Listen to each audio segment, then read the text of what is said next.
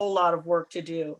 And so, Black women have kept their eyes on the prize, and they found enough in themselves and enough inspiration in their communities to continue this hard community organizing and grassroots work. And so we wanted to open up our Black Culture Fest, is what we're calling it, at the Oakland Public Library, by taking an evening to commend those women who are doing that work. And, we want to make sure that we remember that this work is not new or it's not trending. This work is something that is as old as our country. Women like Angela Davis, who are fighting to end mass incarceration, are following in the footsteps of people like Harriet Tubman. Kamala Harris is standing on the shoulders of Charlotta Bass, who ran for vice president on the Progressive Party ticket in 1952. And voting rights activists like Stacey Abrams is continuing Ella Baker's work to make America the democracy that it claims to be. So without further ado, we want to introduce you to and celebrate 4 local activists who have long histories in community organizing. We've all benefited from the work that they've done. And I want to introduce them to you and let them go in, and I'll ask them some questions, and hopefully we'll have time enough for you to ask them some questions as well. First, I want to introduce Linda Burnham. She has been an activist, writer, and strategist focused on women's rights and racial justice since the 1960s. She co-founded the Women of Color Resource Center, where she served as executive director for 18 years and was a leader in the Third World Women's Alliance. She served as national research director and senior advisor at the National Domestic Workers Alliance for nearly a decade. She's published numerous articles on African American women, African American politics, and feminist theory in a wide range of periodicals. She's authored with Nick Theodore, Home Economics, The Invisible and Unregulated World of Domestic Work, the first national empirically grounded study of domestic workers in the US.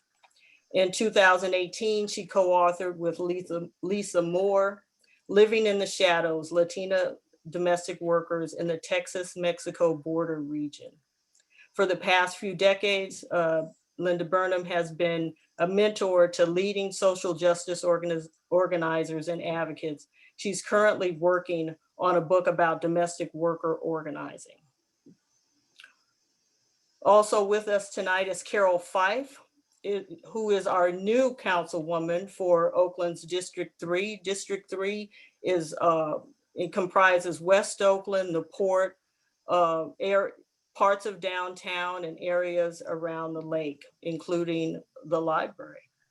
After decades of public service as a nonprofit director and community organizer, Carroll was called to run for office by the people with whom she organizes every day.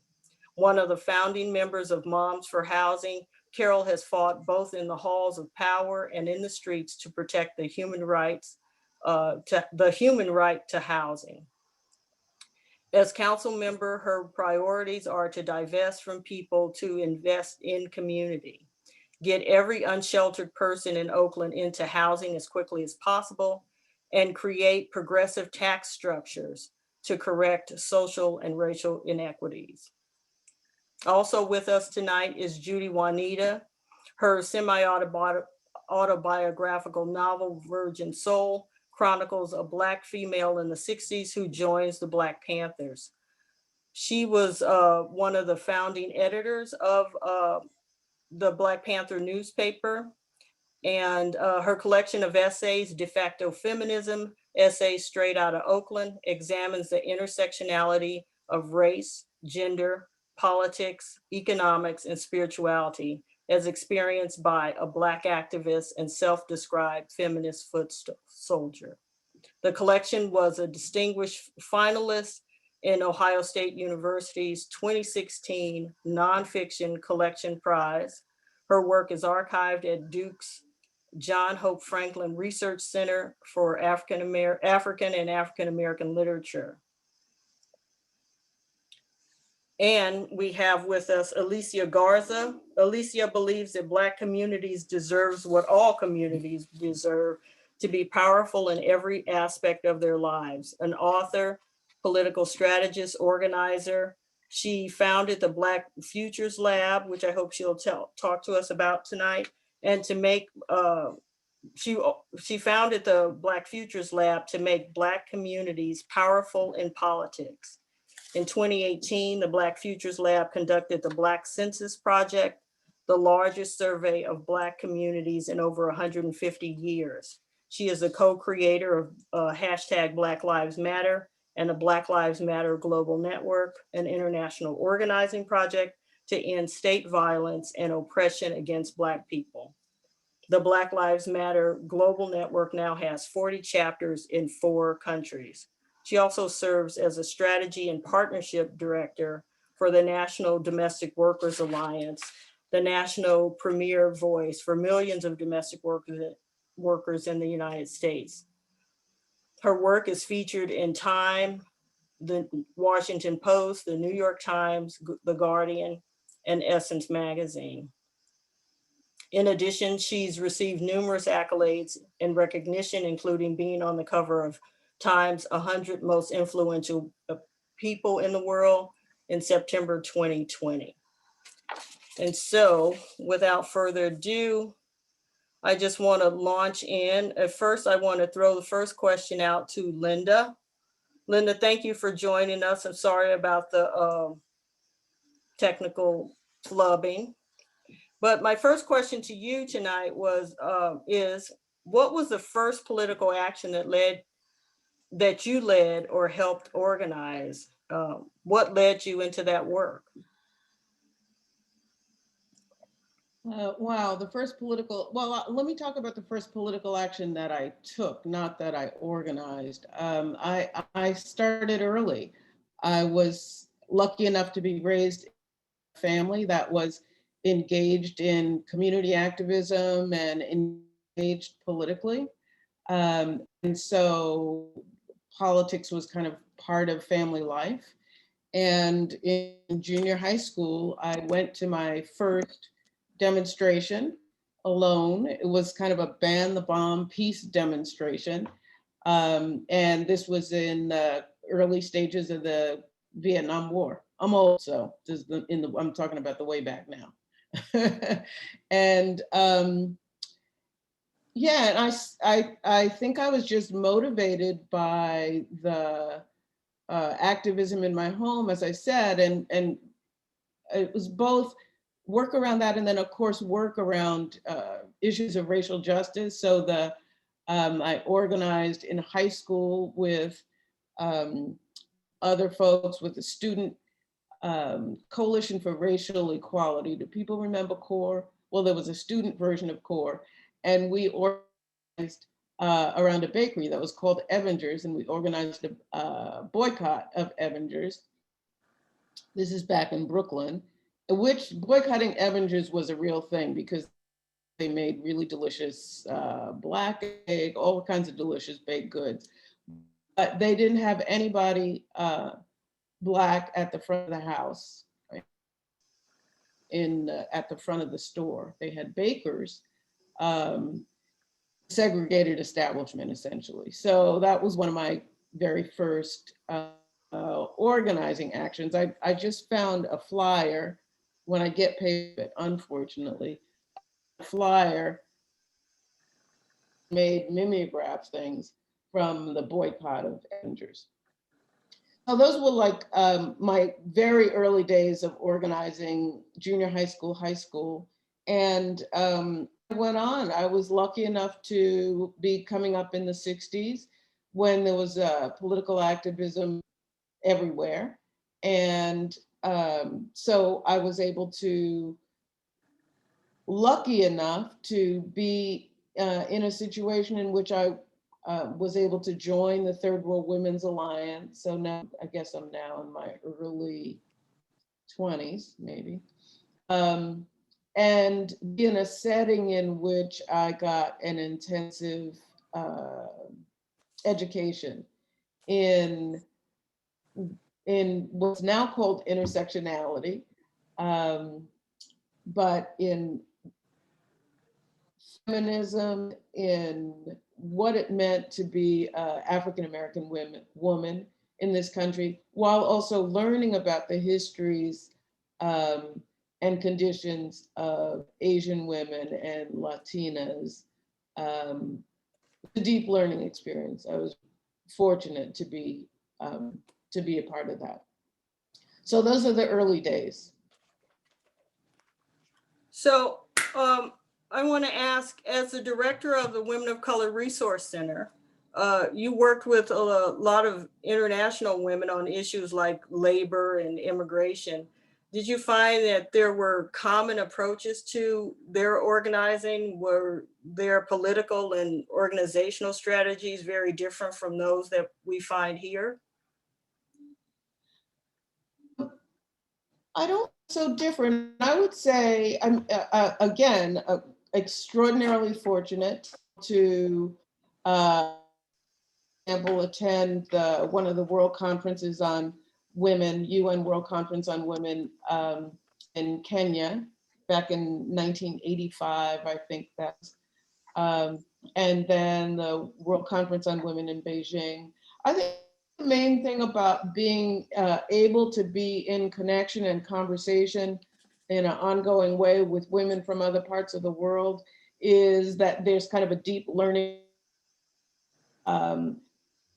where they sit in the global economy and what is to be subject to the way the US in particular, US foreign policy and US military policy impacts their lives.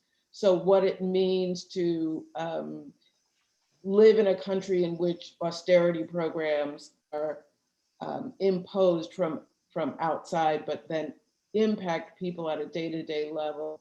And I think part of that learning is that in the U.S.,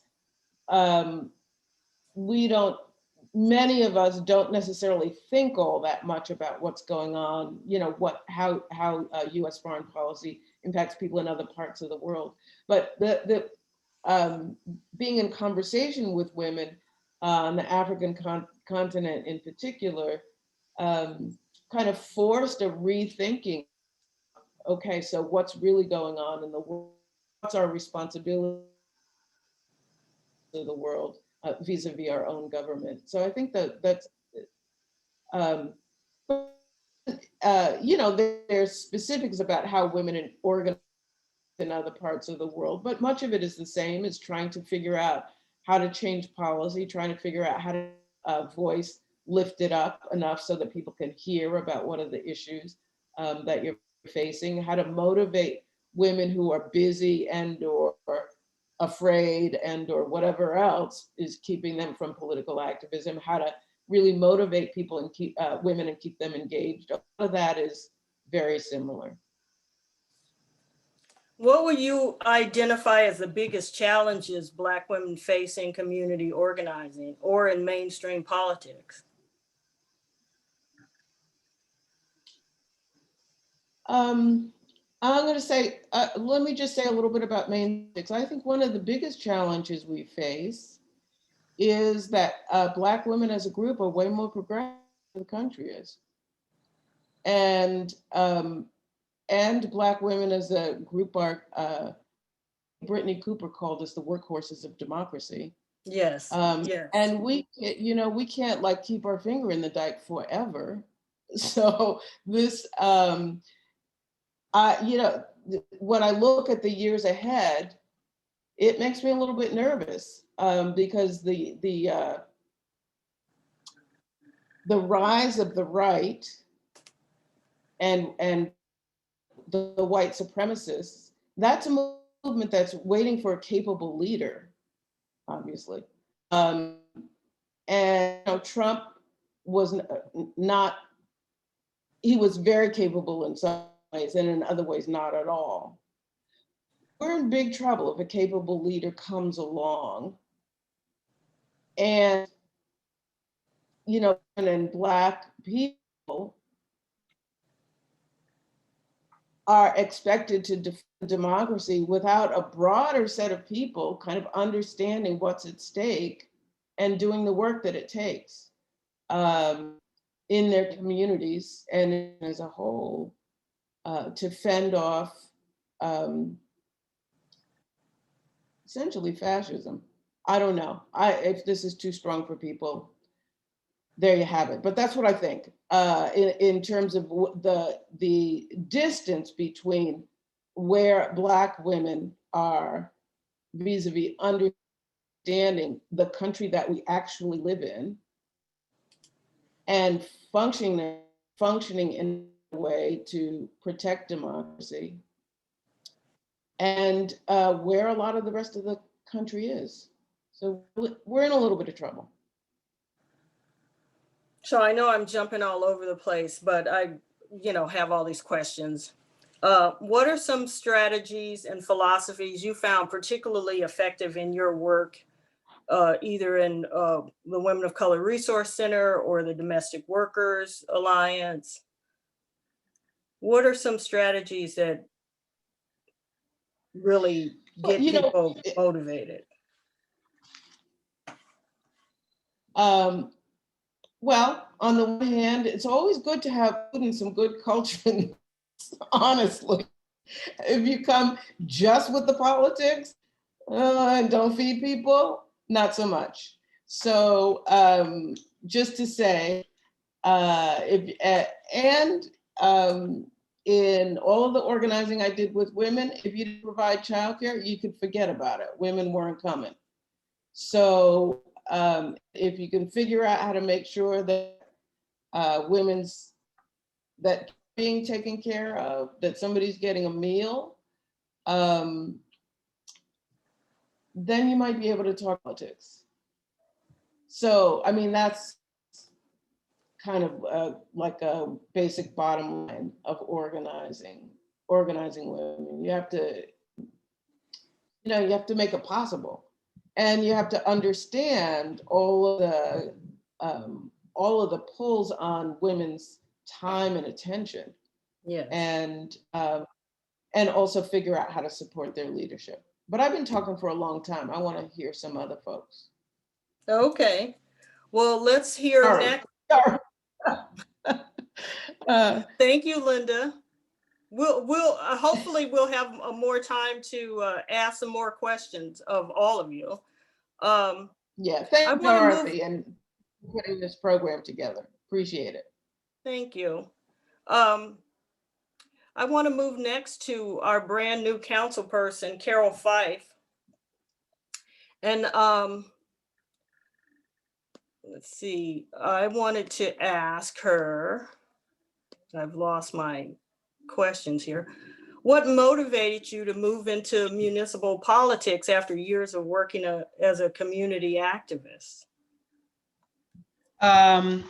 First of all, I've never labeled myself an activist. That's a title that was put on me. It's nothing I've ever said that I was. I'm an individual that is deeply connected to my community, wherever I am, deeply connected to Black folks, wherever I am. And so I'm always doing the work to serve.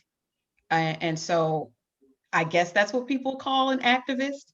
I kind of see it a little bit different. I'm the director of an organization where some of my members are activists, meaning that they are active on issues that they care about. They get out into the streets and protest and lobby and do all of the things. But if anything, if I would have to classify myself as anything, it would be an organizer. And I think there's a difference between being an activist and an organizer. There's intersection and there's overlap. But I think an organizer goes out and identifies individuals to bring together, to unify folks for a particular goal, to get an objective done. Whereas an activist can go get heated about an issue, but they tend to be individuals. Now, those individuals can get together for a larger purpose, but an activist, I think is a little different than what I do. So when I organize, I'm going and trying to talk to each and every single individual in my community to achieve something. So I think there's a distinct difference, but it's just my perspective and how I differentiate the two. And so going into electoral politics is not that different from being an organizer, because it's just organizing in a different community from a different perspective, but it's still the same work. My goal is to organize my city council colleagues for a particular agenda, one that is anti-status quo, that delivers us the same broken record outcomes in our communities year after year, generation after generation, trying to get some concessions. But it's still organizing. And I think winning elections is the epitome of doing your job as an organizer and doing it well, because it is the manifestation of your ability to mobilize people, to organize people. So I think it's a key difference. So it's not that much of a stretch for me, because I've been organizing in Oakland for over 2 decades, doing grassroots organizing. And the shift for me came with young people that I was mentoring and working with. Some of the folks that were a part of organizing the youth march at Oakland Tech, and doing environmental organizing. Everybody was in a different place.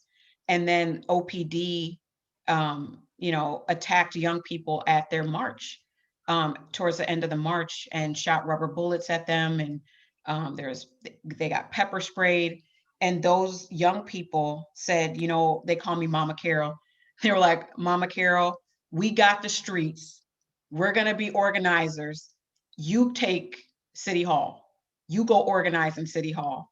And so they were some of the primary individuals that pushed me and said, it's your time. And it's logical. It was logical, because all of the things that I've been fighting for decades were becoming like common conversation, talking about rerouting police funds to community services so that we can actually have the resources that we need for our communities to thrive. We've been disinvested in for generations, while police budgets increase, but don't keep us safer. There's a huge debate happening right now in the city of Oakland about that topic. And I'm going to talk about that more. I'm going to go live tonight at 10 a.m. So watch my Facebook page, Twitter, and Instagram. But defunding the police, taxing the rich, healthcare for everyone, public bank, housing as a human right. These are issues that people used to laugh at me about, but now it's becoming, commonplace, where folks want to see a shift. The things that were laughable and just ridiculous just a few years ago, people are demanding now. And I say COVID has helped people realize that, not Black folks, because we knew that there was never a safety net for us. We live it. But for other people to be like, wait, I lost my job and I lost my healthcare and now I don't.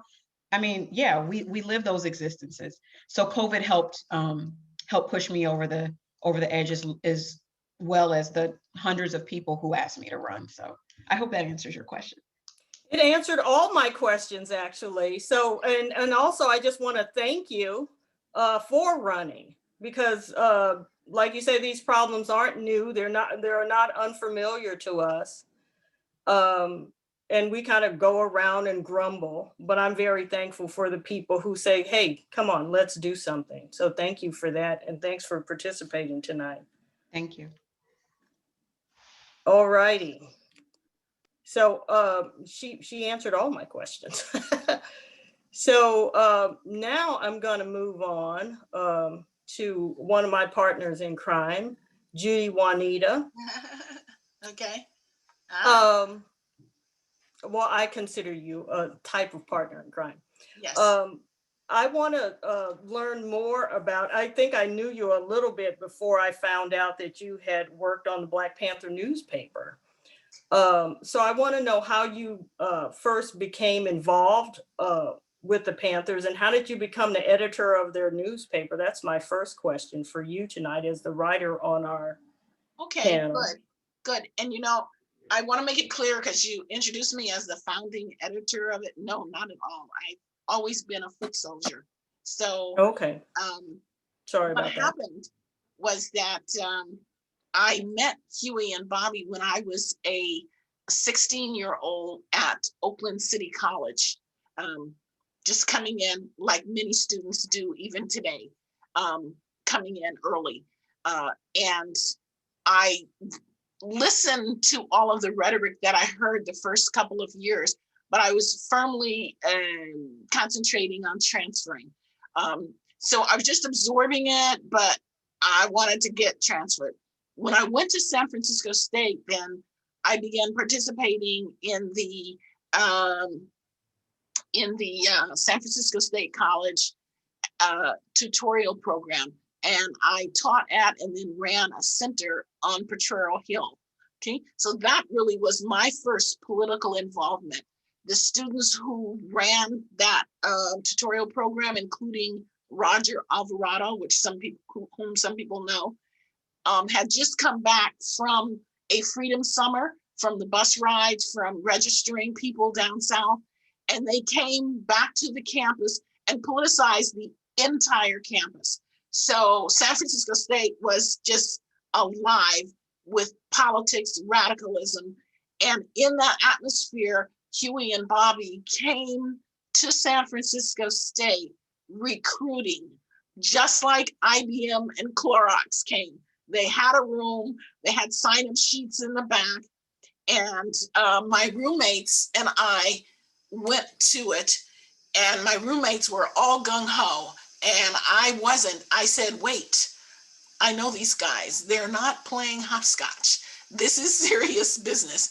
However, it was one of the summers where there were urban conflagrations everywhere in 1967. And within weeks, I had, of course, joined my roomies, and we all became members of the party.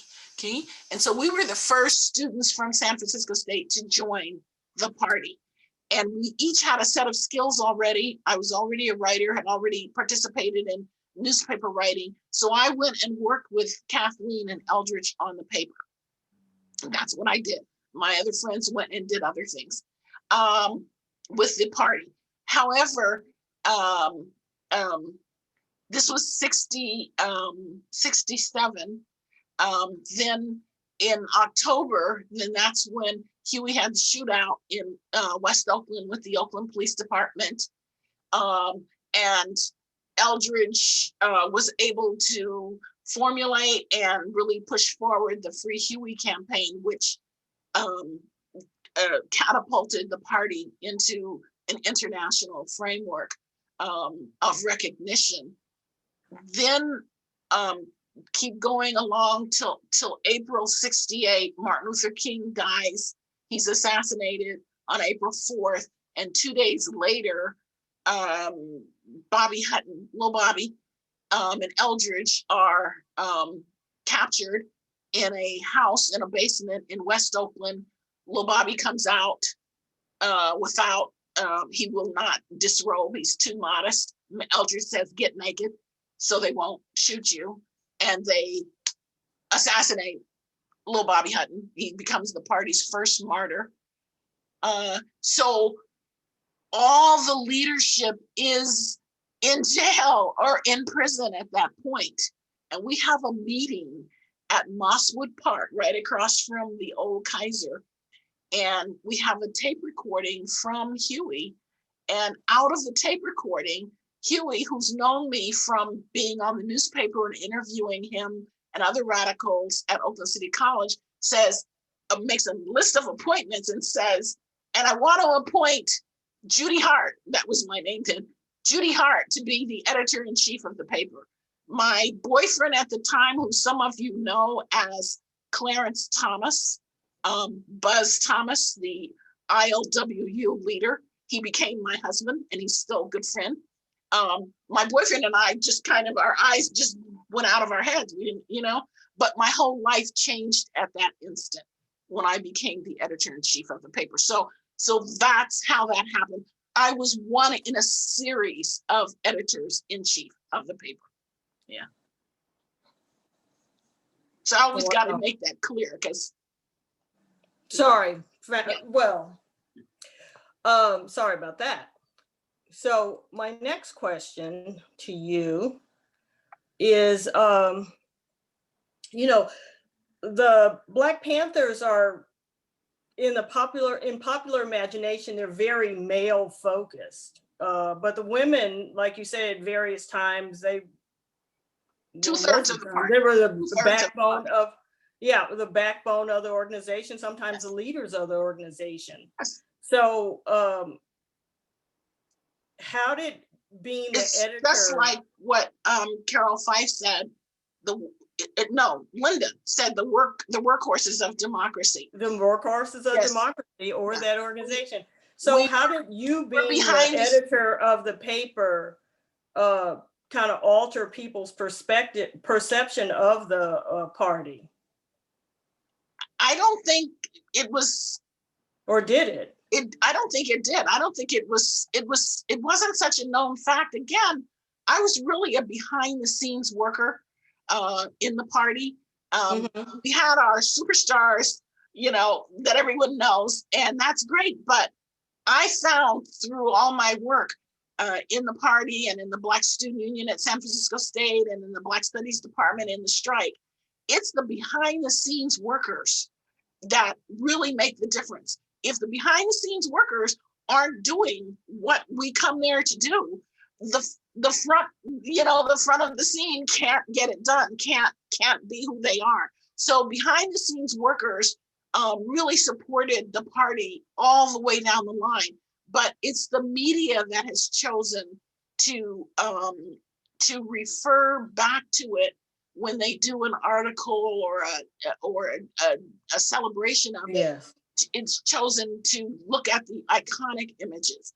And there's nothing wrong with that, as long as those of us who were there or who knew people who were there can speak out or leave our impressions, which is why many of us become writers, to leave the record, and to expand the record. Yeah, and I want to ask you about that. What role does the artist play in social change, and what do you see as their obligation to their community? I just want to focus on Sonia Sanchez, because you had asked me before, you said, let's look at some women writers. Sonia is such a beautiful example of the writer activist, and she's always championed tremendous social. She's championed us to have a collective consciousness. That's what writers do when they, when they hit us, when they go inside our heads and inside our souls. They're challenging us to think broader than just ourselves. Okay, whether it's to think about nature, but in her instance, she was continually over has memorialized so many situations that happen. And one of them that she did that's been very moving has been Move. Remember when they dropped the bombs on Black people in Philadelphia, and I believe it was 87. It's just the most tragic thing. Sometimes we forget that, they dropped bombs on Black people in Tulsa, 1921. They dropped bombs on Black people in 1987 in Philadelphia. So she's written about that. She's written haikus about that. So Sonia is able to really, she's been present at many of the many social / political / cultural movements. She was a member of the Nation of Islam until the contradictions around women kind of pushed her out. She was active at San Francisco State. That's where I first met her, and I knew her. She was a mentor to many of us. She was definitely my mentor, has been my mentor in poetry since then. And when I say mentor, of course, I'm meaning not just someone that you have personal, immediate contact with, which I did at that time, but someone whose actions stimulate you. to keep moving forward. So Sonia has been very influential. Another one who many of us know in the Bay Area is June Jordan. Okay. Yes. June Jordan was active as a professor here at UC and worked continuously with students. June Jordan has written about her participation as a young woman. She was involved in an early marriage, and I'm quoting from her, to a white student while at Barnard. And she said that this immersed her in the racial turmoil of America in the 1950s and set her on the path of social activism. She says that confrontation with heavyweight intolerance carried me through our civil rights revolution and into our resistance to the war against Vietnam, and then into the realm of gender and sexuality politics. So she goes on to, she says many things, but one thing she says, bisexuality means I am free and I am as likely to want to love a woman as I am likely to want to love a man. And what about that? Isn't that what freedom implies? If you are free, you are not predictable and you are not controllable.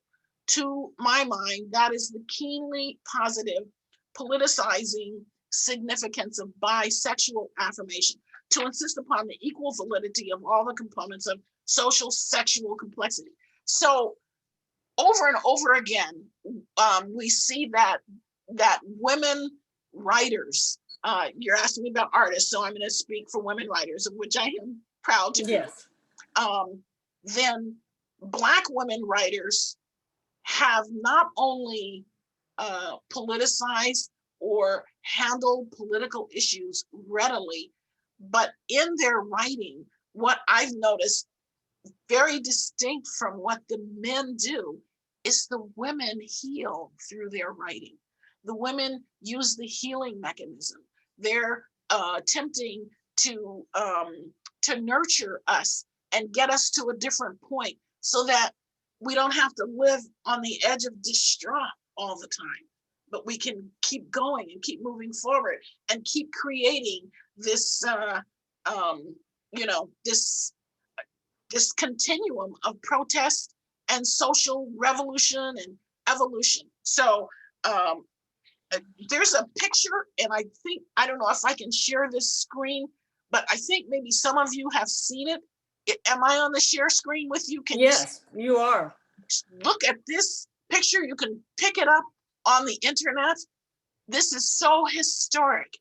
This is Verda Mae Smart Grosvenor up here and Alice Walker. Look at this. This is February 77. This is let me get these names. There's Toni Morrison. There's This is June Audrey Jordan. Edwards. Audrey Edwards worked with Essence a long time.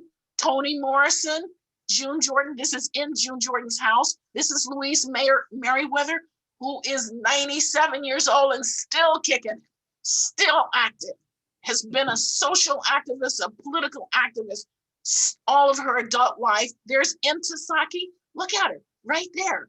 And then I don't know who this is. Her name is Nana Maynard. I looked her up. I couldn't connect anything. However, it's February 77.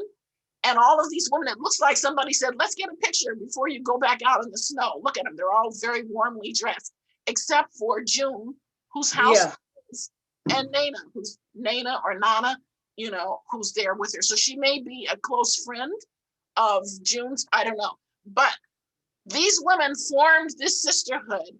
It was called the Sisterhood, and they formed it so that they could break through all the barriers in publishing. Okay, so I have a young cousin who's very active in the Black Lives Matter movement in Manteca, and her brother died mysteriously at Kaiser last year, and we still are trying to figure out, was it triage? Did they not treat him because he was Black and he left his insurance card at home? What happened? but he basically died right there within hours of him being admitted. And finally, my cousins, said, there's not only Black Panthers and political activism, there's more things that we have to pay attention to. We have to pay attention to health matters, so I'm so happy, I'm so happy finally that we all are awake and realizing that this system is broken everywhere and we all have a part to do, so it's not falling on the backs of a few people. Everywhere you go, you've got to worry about your water.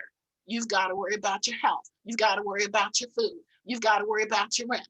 Everywhere, it's all over. The system is just broken. Okay, Judy. All right now. Yeah. Thank you for that. And now we're going to move on to Alicia. Thank you so much for spending the time with us, Alicia. I am so enjoying your book. I can't even tell you. And I have it in 3 different formats. I'm listening to the audio book. I borrowed Amy Sunny's copy of the book, and I also have an ebook of it. Excellent. And so I do want to spend a little bit of time. I just have a few questions for you, but I do want to spend some time talking about the book. So I'll just dive right in. In your new book, The Purpose of Power, everybody can see that, you devote a chapter on the meaning of movement. Why did you feel like it was really important to clarify that word? You do a beautiful job of taking that word apart and all of the things we think we know about movement, about the movement, a movement. So why did you kind of stop midway in the book to clarify that for us? What don't people get when they hear that somebody's joined a movement? Mm-hmm.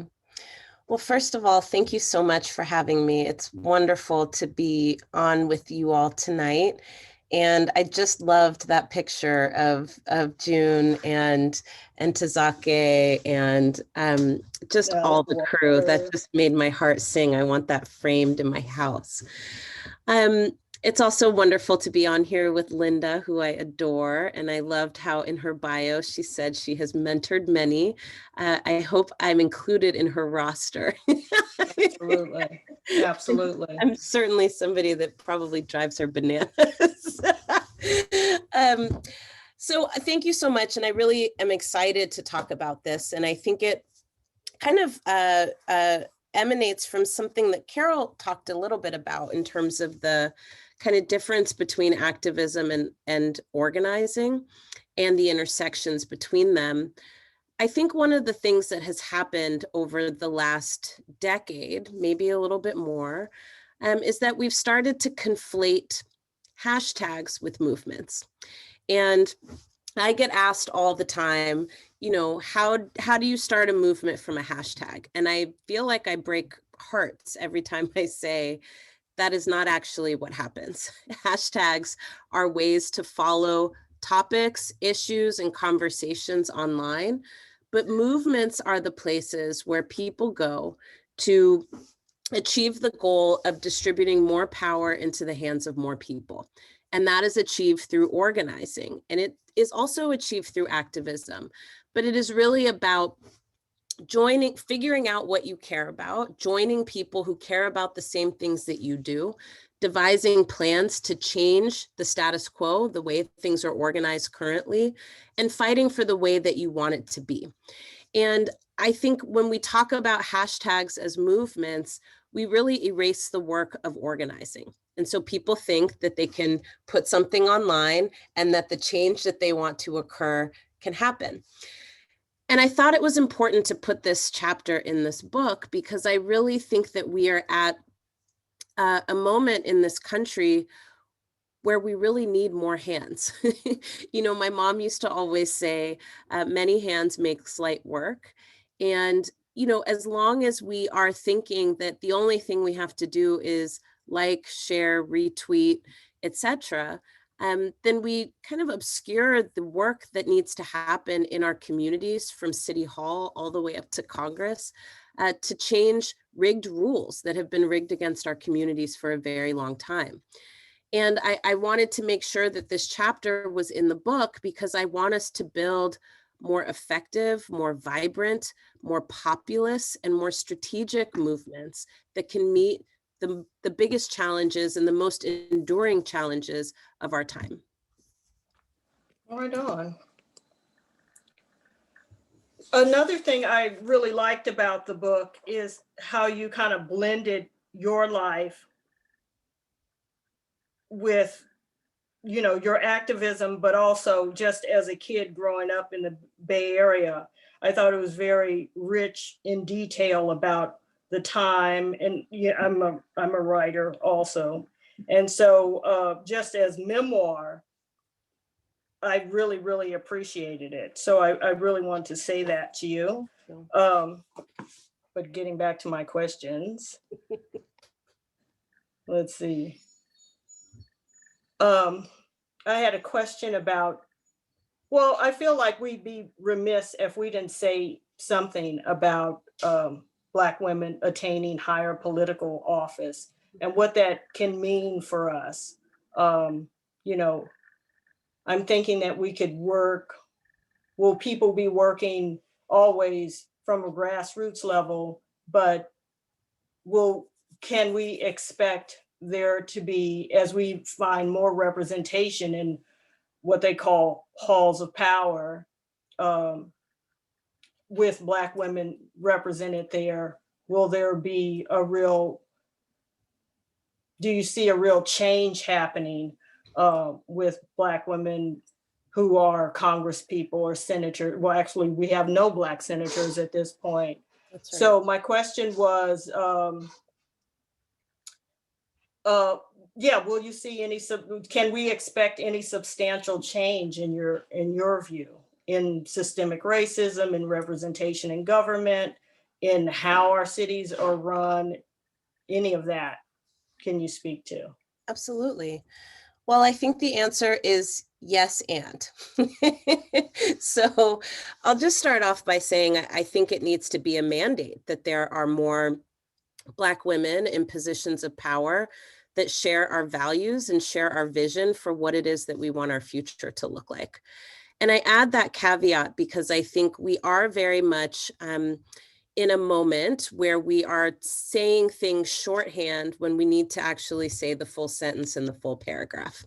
It's not enough to have Black faces in high places. And we've seen that over decades. We see that with Daniel Cameron, right, in Kentucky. In the case of Breonna Taylor, we see it in the Supreme Court with Clarence Thomas. It is not enough to have Black faces in high places. But it is important to have Black people in positions of power, and Black women in particular, who share our vision, who share our values, and who are not just connected to our communities, but who are ready and willing to move the agenda that we know will transform the lives of real people. I'm glad somebody put in the chat our Congresswoman Barbara Lee, who I absolutely adore. I think she's an excellent example of what it means to install Black women into positions of power who are actually trying to move an agenda forward. And if we're not careful, particularly in this moment where we see what I would call almost like a neoliberal multiculturalism in government, then what we will do is we will get people of color, women, right, into these positions of power, but they're not carrying an agenda forward. And so we have to be careful around that. But with that being said, I think that we need to make sure that there is a mandate for our country and our world to be run differently. The fact of the matter is, ever since this country was established on the backs, right, of people, of Indigenous people on stolen land and through the labor, the enslaved labor of Black people, we have had our decisions and our rules designed and made by old white dudes. And that's just a fact. Yeah. And so in order to change, and they created rules and designed rules that were intended to cement and solidify their power, not just for their terms, but for the for the duration, right, of however long this country could go without them driving it off a cliff, which is what we saw over the last 4 years. So certainly, I think we have to be mindful that this project of a democracy that works for us does also have to look like us, but it's not just in terms of skin tone. It also has to match values and vision and agenda. Right on. So speaking of that, how essential is coalition building between young activists and say older civil rights leaders? In your book, you talk about how, I forget what tragedy had occurred, but Jesse Jackson came and Al Sharpton came and told people that they should vote and not be separate themselves out from mainstream society and so forth. What do you see? I mean, how essential is it, or do you see that it is essential that you that the younger activists kind of look to these political leaders? I think I know the answer. But then also the question is, last summer I was thinking of, so many people wanted to be allies. So what do you think, how essential is this coalition between, Black people who are protesting and allies? I mean, people have written books now about all the work it takes to even get people to acknowledge that we have a problem in this country around race. What are your thoughts on that? These are all big questions. Let me start with the first one. I think it's essential that there are relationships that are rigorous amongst and between generations. And I'm lucky enough to not just work alongside of, but be able to sit at the feet of those who literally have not just more experience than me, but are continuously saying to me, please don't make the mistakes that we did, because we did those already. So you guys can make new mistakes.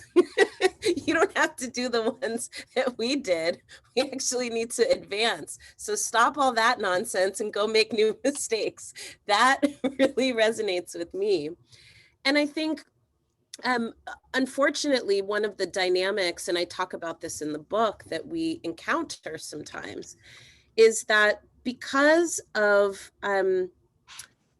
not just personality conflicts between people and organizations, but state intervention, state surveillance, and state violence against those organizations, against those people, intentional programs to disrupt and delegitimize and create chaos among forces that needed to be together. What we're dealing with is that in a lot of ways, we've lost some of the bench of our elders of whom we can sit at their feet because they don't sit together. And I know Linda and I have talked about this many times where, you try to bring people together to learn about what mistakes we can stop making that have already been done and how we can advance new ones. And people won't sit with each other. They won't sit in the same room because of a thing that happened 40 years ago, 50 years ago, 60 years ago. And I think what suffers, right, is our ability to build the kind of multi-generational, multiracial movement that we need, that can be responsive to this moment, grounded in history, but also with our eyes towards the future. And I think we see that deficit, to be honest, in some ways in this generation of organizers and of activists. We are losing a bench, and it has deep consequences as to whether or not we're able to advance the level of strategy that we need to in this moment, in the amount of time that we have, given the sharpening crises that we're facing and the multiple and intersecting crises that we face. So it's absolutely necessary. The other part, though, of the coalitions and the relationships that I would just offer here is that I think we're in a moment where we need to reimagine what it means to build movement. We are still deeply siloed. We are still deeply kind of in these tensions of national, local, platform, no platform. But the reality is the enemy that we're facing, right, is multifaceted. It has a million heads, has a million arms, and it has a lot of legs, and it's moving quickly. And even though we delivered a decisive blow in this last couple of months, we should expect, right, that even if we cut off one hand, it's regenerating quickly. Hydra's head. Correct. So how do we address that? And what are the new types of coalitions that we're building and need to build that are unexpected? Some of us kind of are, and I count myself within this, right? We are much more comfortable with people who we already agree with than the people that may not be in the same place that we are. And by that, I don't mean the kind of hollow calls of bipartisanship. That's not what I'm talking about. I'm not talking about trying to make friends with the people who are literally trying to stick a knife in your throat. I'm talking about the people for whom we all want peace, we want justice, we want to be able to live well, but we have slightly differing approaches on how we get there. So that's that piece. And then on your last question around allies, I got to be honest, I divested from that term a long time ago. I think that Why so? It's too passive for me.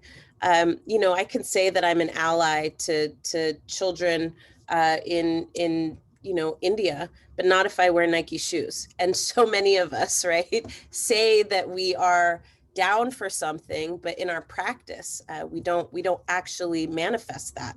And I think that's especially true when it comes to this question of allyship, which I also talk a lot about in the book. I will just say that the best forms of allyship that I've seen are actually co-conspiratorship. And that is active thinking, visioning, and doing and experimenting around how it is that we dismantle the things that are not working for us and be the architects of the things that will. And that requires a different thing than an approach to allyship that's like really kind of from a charity model, right? I want to help people who are less fortunate than me. I want to serve soup. I want to do this. I want to do that. It's really about how am I breaking down the things that I participate in that are keeping people from being able to advance forward. And how do I do that over and over again and bring more and more people with me and not just wait for somebody else to tell me what to do or how to do it or not do anything because I'm terrified of making a mistake. So I prefer co-conspiratorship. And I think the best examples of that, right, that we've seen and that we can see around the country, one I want to lift up is a rural voting project that People's Action has been engaged in, doing incredible work, doing deep organizing and canvassing in rural communities, largely white, but also we know rural communities are also multiracial, and really talking to white folks about how they think about issues, right? And how they can, and doing the work to try and move them on issues in order to be a part of a coalition that can move towards peace and justice and equity for everyone. So highly encourage y'all to check it out. And that's what I got to say about that. Okay. Can you, in a few minutes, tell us about the mission of the Black Futures Lab? I can do it in some seconds. The mission of the Black Futures Lab is to make. Can we put that in the chat, by the way, Camille? The mission of the Black Futures Lab is to make Black communities powerful in every aspect of our lives, with politics not being an exception. So we do a ton of work to collect recent and relevant data about who our communities are and what we care about, the solutions we want to see to the challenges we face. We do a lot of work to help organize celebrities and entertainers who are Black to use their platforms for politics and not just products, so that we can reach millions of Black folks who are not engaged in organizations and may never be through the pathways that we're taking. We do a ton of work to advocate around policy and legislation that improves Black lives. And in fact, we just completed a Black to the Future Public Policy Institute, where we trained 40 Black grassroots leaders from 11 states around the country on how to write, win, and implement new rules in cities and states. And we do a lot of work also to elect progressive Black people to local, state, and federal office on our C4 side, because C3s can't do that.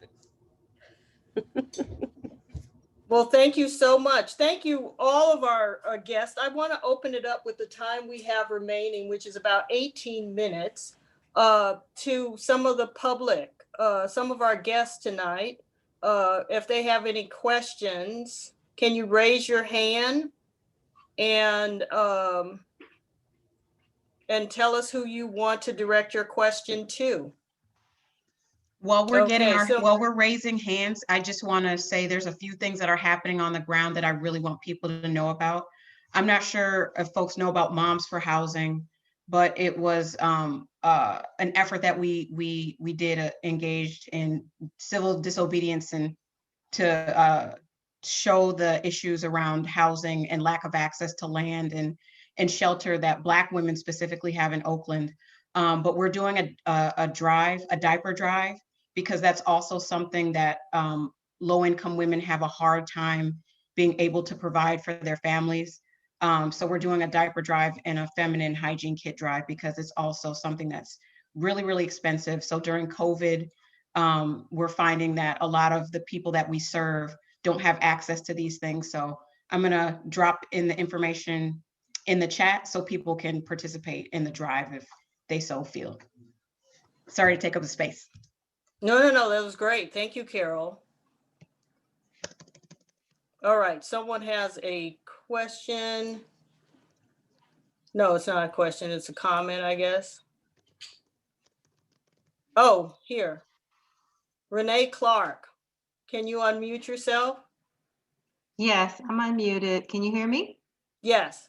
Great, thank you. I want to thank you so much. I found your event today. I got so excited. I'm so glad to be here. I'm calling from Maryland on the East Coast.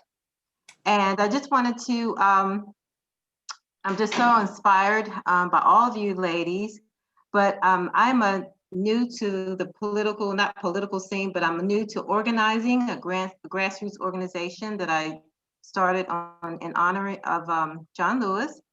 And so the good trouble that I want to get into is our education system. And I know it's going to be a really radical idea, but I just wanted to start challenging this standardized test that they have our kids take. This test, I'm sure, wasn't designed for us. And a lot of the tests begin to affect our children's self-esteem. And, they are labeled in our school systems because the lack of, maybe even a good teacher, but they're forced to take standardized tests, given through the school system. And then, it's like, for me, the haves and the have-nots. Some of students have access to tutoring and some don't. And so just the whole concept of the standardized tests especially in our public school system, that's one of the issues I wanted to begin investigating, taking it to our council members and even the Board of Education, and just wanted to know what your thoughts on this. I mean, it's kind of radical, but I just believe that I want to shake up the system, because it's just been, we just, as parents, just accept what they give us. And it's time to now use our power through voting and other ways to say, hey, this isn't working for us. So that's all I have. Sorry, I was kind of rambling. Did anybody want to take that on? Any of our speakers want to address that? Reforming education? Just to say that it's a great issue, and congratulations to you for taking it on. What is your name? Kids are Renee Clark. horrendously underserved. My name's Linda. understand Okay. in the public education system and have been for decades. Criminal neglect is what's going on in the schools in poorer communities. And absolutely, I'm saying congratulations on Ms. Clark, taking can on you, that issue, organizing around it. Ms. Clark, can you put your organization's contact information in the chat?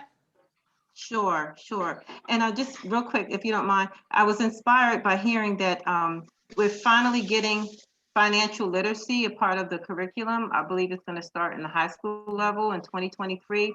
It took 10 years for the Board of Education to approve something like this, which was needed so many years ago.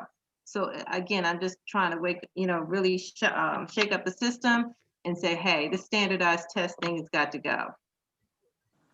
All right, right on. I can address that a little bit if you're in Oakland. I'm on the East Coast in Maryland. Yeah, she's in Maryland. Sorry. It's okay. I'd be willing to hear what you have to say about what you guys are doing on the West Coast. Well, one of the platforms that I ran on is a Black New Deal, and our education platform is really taking off with the reparations for Black students in our school district, because for Black children, we have some of the worst outcomes in every indicator area than any other racial group in the city. So we created the Black New Deal to address a lot of the issues that cross sector, not just education, but also economics, housing, employment, in all of these different areas. So right now we have a campaign called Reparations for Black Students Now. And it's addressing some of those issues that you talk about. So I think it's something that can be replicated across the country. And I've actually been in conversation with Congressman John Bowman and Congresswoman Ayanna Pressley about spearheading a Black New Deal federally. So I do think it's something that we can be in contact with that can be replicated where you are. Thank you. Thank you. Does anyone else have any questions from the for our participants, for our guest? Oh, Ariana. Go ahead, unmute yourself. Hi, Ariana, are you there? yes, I'm here. Hi, my name is Ariana Morel. I'm an 8th grader at Bret Harte Middle School, and I am a young activist who is trying to do things for my community. And I just want to say that I look up to all of you guys, and I think what you guys are doing is amazing. But what do you guys think? How does it make you feel to know that youth are looking up to you and looking to you to see what they can do in their community?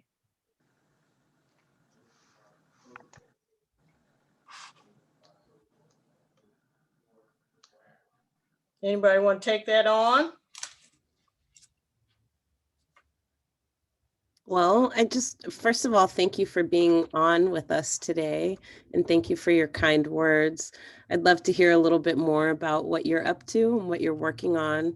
And I know as a young person, this world is not created for you. So if anything, I'm in awe of your work and your courage to be able to keep fighting for the things that you care about. So maybe you could tell us a little bit about what you're up to.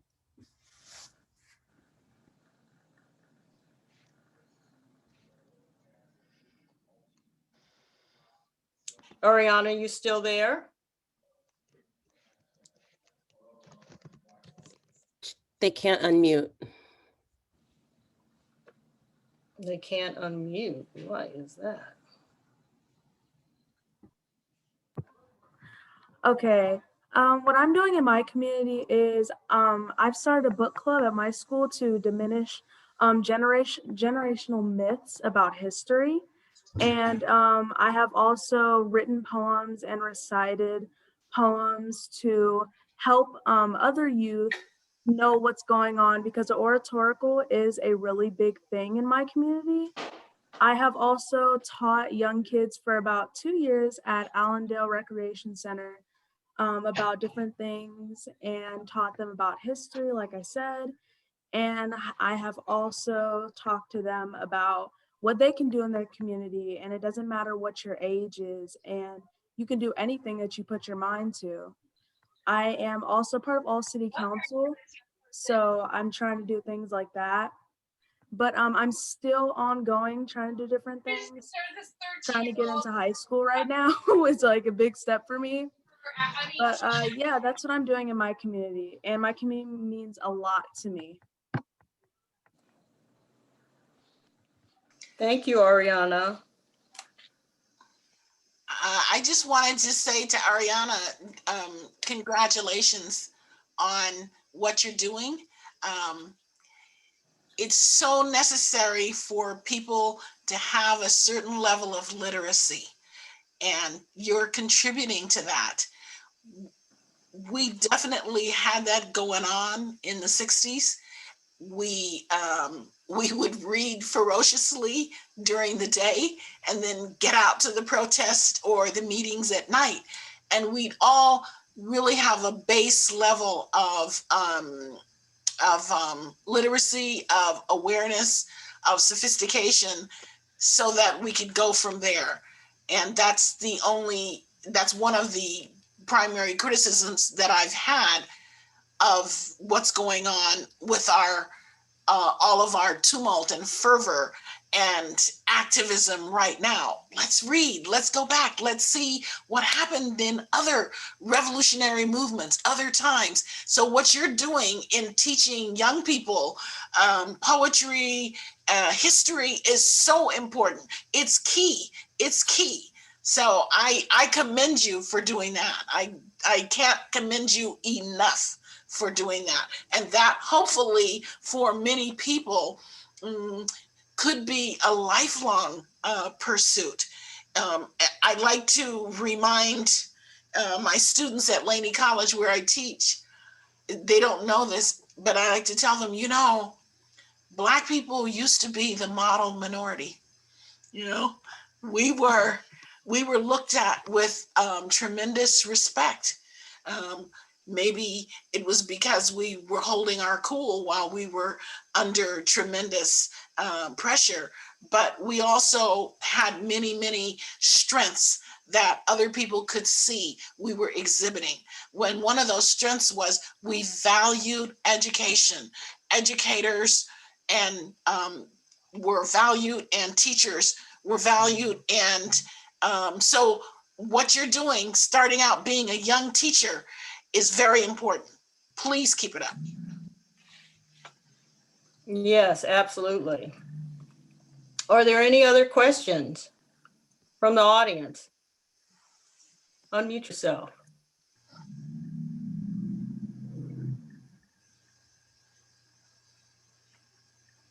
Well, we only have a few minutes left. I want to say thank you to our guest, Judy Juanita and Linda Burnham and Carroll Fife and Alicia Garza for taking the time out this evening to talk to us about what the world could be and how much work it's gonna take for it to become that world. Hopefully we will all pitch in. Alicia's book, The Purpose of Power, How We Come Together When We Fall Apart, is available at the Oakland Public Library. All the copies are probably checked out now. Thank you, Amy Sunny, for loaning me her copy. Also, we will have posted on the oaklandlibrary.org website other program information for Black History Month programming. We call it the Black Culture Fest. This is our second year putting it together. And we'll have a bibliography to go along with tonight's event that should have been in the chat. I think it got put in the chat. And also the full roster of our Black History Month programming. But remember, a lot of us are Black all year long, so do support all of the programming that you can, that the Oakland Public Library gives out. One of the things we pride ourselves on is try to be as representative of our multicultural, multi-ethnic, multilingual community as we can in our programming. And so I see some things coming up in the chat. Thank you. So thank you very much for participating in this event tonight. And thank you for your patience with me. I'm not the youngest person or the most high-tech person in the room, in the main library. But we appreciate your support and thank our guests again for all the hard work that they've done for us and with us. So thank you, everybody. Good night. If I may Yes. I say Yes, one more Carol. thing? I would not be an organizer if I didn't ask everyone that is listening and paying attention in this moment right now to get involved. Right now, especially in the city of Oakland, we are experiencing one of the most challenging periods that we've ever been through in the city. We're in the midst of a budget crisis. We have a police force that is dressing in Hawaiian shirts, putting up racist posts that has not been addressed or dealt with. We have a COVID crisis. We have an uptick in violence. There's all of these things, but like Chairman Mao and Chairman Fred Hampton Sr. used to say, it's terrible, but it's fine. And it is only fine if we organize and we work together to create the solutions in our communities that we need to create. So I'm urging everyone, if you don't know, please email me. I drop my email in the chat, get involved. And if you're not in Oakland, get involved where you are, because just because we removed a fascist from the White House does not mean that our work is done. We still have to battle, especially in my city, the dragon of neoliberalism, which is something that I'm fighting every single day. And I need as many people on board in that fight as possible. So I'm charging folks to get engaged. It's not electoral politics that's going to save us. I'm only in this seat for a second, and I'm building the bench for folks who want to come behind me, because I was not intending to be there in the first place. Get involved. It is Black History Month, but like it's been said, Black history is every day. But in this particular moment, I'm working on a fundraiser to save the Hampton House, but also bring attention to the life and the struggles of the revolutionary powerhouse, Chairman Fred Hampton, the chairperson of the Black Panther Party in Chicago, Illinois, the largest chapter in the country. And the movie about his life, directed and created by Ryan Coogler, directed by Shaka King, is coming out on February 12th. Please check out my Twitter, Carroll_Fife, to find out more information about the film and about how you can get involved to actually save the childhood home of Chairman Fred Hampton. It is so critical for our children, for the legacy, and for the history. So that's just what I have to say today. I'm sorry, I'm an organizer. That's what I do. Twitter. Hey, you have a captive audience here. Why not, Carol? Right on. Carol, okay, with two R's, 2 L's. Get active, get involved. Right on. Thank you so much, Carol. Thank you, Alicia. Thank you, Dorothy. Thank you, Linda. Best librarian in Oakland. Woohoo! Thank you, Linda. Thank you, and Judy Juanita, thank you. So I'm going to end the meeting. Thank you all for coming. Check the Oakland Public Library's website out, oaklandlibrary.org, for other Black History Month events. Thank you all. Bye-bye.